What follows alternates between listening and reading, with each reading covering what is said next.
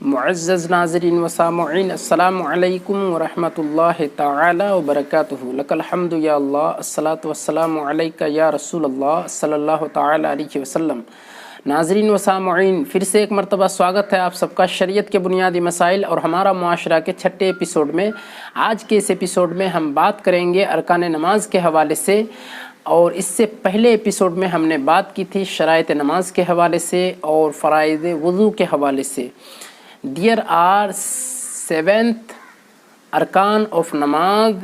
This is most important for every performers of salah. Without these conditions, without these arkans, namaz will be not valid.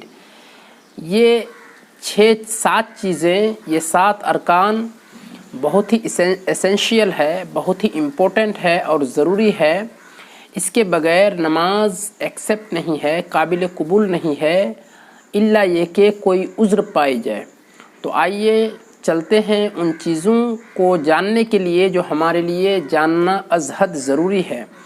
Number 1، قیام۔ قیام یہ عربی word ہے، قامہ یقومو سے، قیام یہ مصدر ہے، اس کا معنی ہوتا ہے کھڑا ہونا۔ It is obligatory to make qiyam, to stand upright in every rakat. Without any valid excuse, namaz will be not valid. اگر کوئی شخص نماز کے لیے ابھی تک کھڑا نہیں ہوا ہے، بیٹھا ہوا ہے، اور وہ نیت کر لے یا تکبیر کہہ دے تو اس کی نماز نہیں ہوگی، کیونکہ اس نے صحیح طریقے سے کھڑا ہی نہیں ہوا۔ اور قیام کا پایا جانا از حد ضروری ہے۔ اگر کوئی شخص قیام پر قدرت رکھتا ہے، اس کے باوجود وہ کھڑا نہیں ہوتا ہے بلکہ بیٹھ کر کے نماز پڑھتا ہے، تو ایسے شخص کو پھر سے نماز دہرانے کی ضرورت ہے، نماز نہیں ہوگی، نماز قیام کے بغیر نہیں ہوگی۔ ایسے بہت سارے لوگ ہیں جن کو تھوڑی سی بیماری ہوتی ہے، ہلکا بخار ہوتا ہے، یا کوئی ایسا عذر لاحق ہو جاتا ہے کہ وہ کھڑے ہو کر کے بھی نماز ادا کر سکتا ہے، اس کے باوجود وہ بیٹھ کر کے نماز ادا کرتے ہیں اور بہانے تلاش کرتے ہیں کہ میں کھڑے نہیں ہو سکتا، جبکہ یہی آدمی جب چائے کی دکان میں چلا جاتا ہے تو 15-20 منٹ تک کھڑے ہو کر کے بات چیت کرتا ہے، بلکہ اس سے بھی زیادہ کھڑے ہو کر کے بات کرتا ہے وہ۔ تو ایسے شخص کی نماز قبول نہیں ہوگی جو اور غیر ضروری کاموں میں جا کر کے گھنٹوں گھنٹہ تو کھڑے ہو کر کے رہے، لیکن نماز میں وہ کھڑے ہونے کو معذور سمجھے، ایسا عذر مقبول نہیں ہے۔ اسی طریقے سے دوسرا، تکبیر تحریمہ، یعنی اللہ اکبر کہنا، حرم یحرم تحریما، اس کا معنی ہوتا ہے حرام کر لینا۔ یعنی جب نمازی نماز میں کھڑا ہوتا ہے اور اللہ اکبر کہتا ہے تو اپنے اوپر نماز کے علاوہ، اللہ کی عبادت کے علاوہ ساری چیزوں کو حرام کر لیتا ہے۔ تکبیر تحریمہ، Salah should be commenced by glory of Allah Almighty. The meaning of تحریمہ is to forbid. یعنی تکبیر تحریمہ اللہ اکبر کہہ کر کے نیت کرنے کے بعد اللہ اکبر کہہ کے ہاتھوں کو ناف کے اوپر باندھ لینا۔ اب اگر کوئی شخص تکبیر تحریمہ اتنا آہستہ سے کہا کہ اس کی آواز خود اس تک نہیں پہنچی، تو پھر اس کی نماز نہیں ہوگی۔ اسی طریقے سے اگر تکبیر تحریمہ کو کوئی شخص اس وقت کہے جب امام سجدے میں چلا جائے یا رکوع مکمل ہو جائے اور سجدے میں جانے کے لیے تیار ہو، اس وقت وہ کھڑے ہو کر کے اللہ اکبر کہے تو وہ رکعت نہیں مانی جائے گی۔ تو تکبیر تحریمہ بھی بہت ہی اہم ہے اور امپورٹنٹ ہے۔ تکبیر تحریمہ کے بغیر نماز نہیں ہوتی ہے۔ اگر کوئی شخص تحریمہ کے بغیر ہاتھ باندھ کر کے نماز میں کھڑا ہو جاتا ہے تو اس کی نماز نہیں ہوگی۔ تو ہمیں ان چیزوں کی طرف دھیان دینے کی ضرورت ہے۔ تو آئیے تیسرا رکن کو جانتے ہیں۔ تیسرا رکن ہے قرأت کرنا۔ قرأت کی مقدار کیا ہے؟ The minimum 3 recitation 3 ayat of Quran, where one ayat long as a 3 small ayah. یعنی کم از کم 3 آیتوں کی تلاوت کرے، یا پھر ایک بڑی آیت جو 3 چھوٹی آیتوں کے مقدار ہوں۔ اگر اس سے بھی کوئی چھوٹی آیت تلاوت کرے، یعنی جو ایک آیت کوئی تلاوت کرے اور وہ 3 آیتوں کے برابر نہ ہو، 3 آیتوں کے مقدار کو نہ پہنچے، تو ایسے شخص کی بھی نماز نہیں ہوگی، کیونکہ قرأت بھی نماز کا رکن ہے، اور رکن اگر فوت ہو جائے تو نماز بھی نہیں ہوتی ہے۔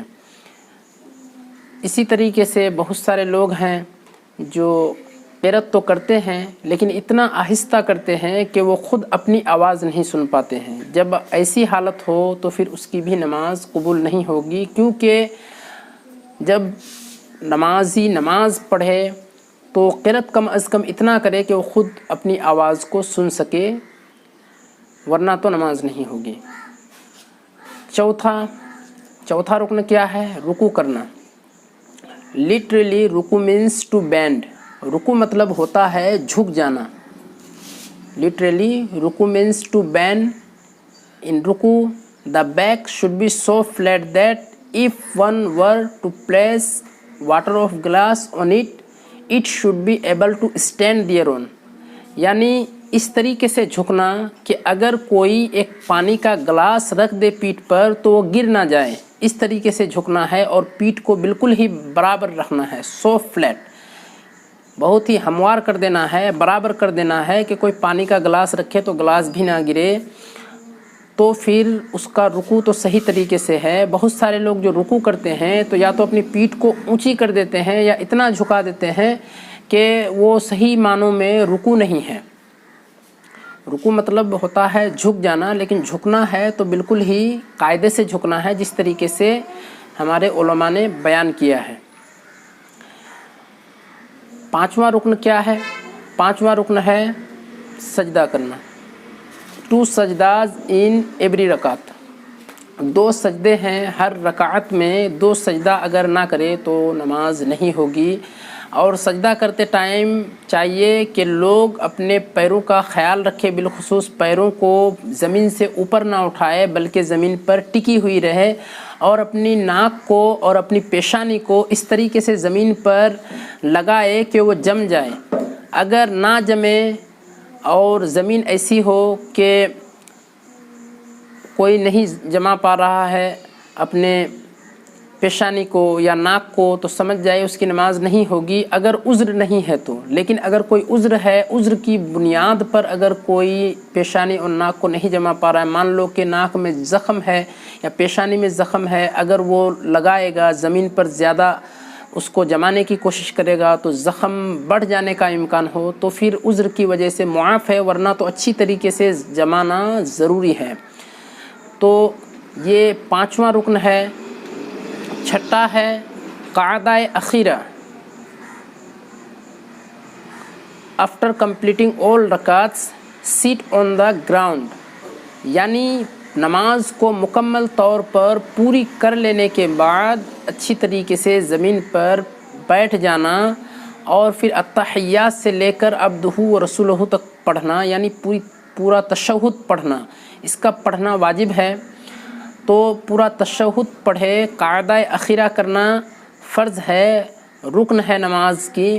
اگر قاعدہ اخیرہ کوئی نہ کرے، اس کے بغیر ہی سلام پھیر دے تو نماز نہیں ہوگی۔ قاعدہ اخیرہ ضروری ہے۔ تو قاعدہ اخیرہ کہتے ہیں پورا نماز جب پڑھ لے، جیسا کہ 4 رکعت والی نماز ہے تو اس کی آخری رکعت قاعدہ اخیرہ ہوگی۔ اس میں 4 رکعت والی نماز میں 2 قاعدہ ہوتا ہے، ایک میں تشہد پڑھ کر کے کھڑا ہو جانا رہتا ہے، دوسرے قاعدہ میں وہ قاعدہ اخیرہ کہلاتا ہے، اور قاعدہ اخیرہ فرض ہے، فرائض نماز میں سے ہے۔ اسی طریقے سے اگر کوئی شخص قاعدہ اخیرہ کو نہیں بجا لاتا ہے تو پھر اس کی بھی نماز نہیں ہوگی۔ پھر قاعدہ اخیرہ کے بعد نمبر آتا ہے 7واں نمبر خروج بسنعہ کا۔ خروج بسنعہ یہ عربی ورڈ ہے، اس کا مطلب ہوتا ہے، خروج کا معنی ہوتا ہے نکلنا، خراج یخرج سے خروج کا مطلب ہوتا ہے نکلنا، با کا معنی ہوتا ہے ساتھ، سنعہ مطلب فعل، ہی کا مطلب ہوتا ہے اپنے کسی فعل کے ساتھ نماز سے نکل جانا۔ ٹو ٹرمینیٹ ود سلام، نماز سے سلام کے ذریعے سے نکل جانا۔ تو سلام پھیر کر کے نکلنا، یعنی اپنے کسی ایسے فعل سے نکلنا کہ جس کے بارے میں بیان کیا گیا ہو، شریعت نے بیان کیا ہو، تو سلام پھیر کر کے سلام کر کے نماز سے نکلنا ہے، اس کو کہتے ہیں اپنے فعل سے نکلنا، یعنی خروج بصنعہ، یہ بھی فرائض نماز میں سے ہے۔ تو یہ 7 چیزیں ہیں، 7 چیزوں کو میں نے پوری تفصیل کے ساتھ آپ کے سامنے بیان کیا۔ اس کے بغیر اگر ان میں سے ایک بھی چھوٹ جائے تو نماز نہیں ہوگی، اور اگر نماز نہیں ہوگی تو ظاہر سی بات ہے کہ نماز دہرانے کی ضرورت پڑے گی۔ امید کرتا ہوں دوستو کہ آپ لوگوں کو یہ ویڈیو بہت پسند آئی ہوگی۔ اگر پسند آئی ہے تو لائک، کمنٹ، سبسکرائب اور شیئر کرنے نہ بھولیں، تاکہ اگلے ویڈیو کی نوٹیفیکیشن آپ لوگوں کو فوراً مل جائے۔ پھر اگلے ایپیسوڈ میں ملاقات ہوگی۔ السلام علیکم ورحمۃ اللہ۔